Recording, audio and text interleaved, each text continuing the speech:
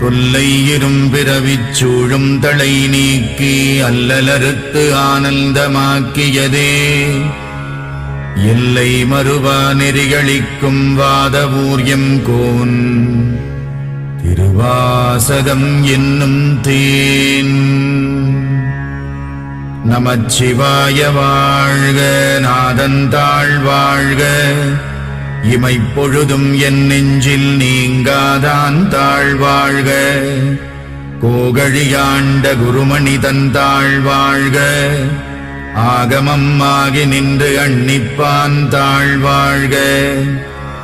ஏகன் அநேகன் இறைவனடி வாழ்க, வேகம் கெடுத்தாண்ட வேந்தனடி வெல்க.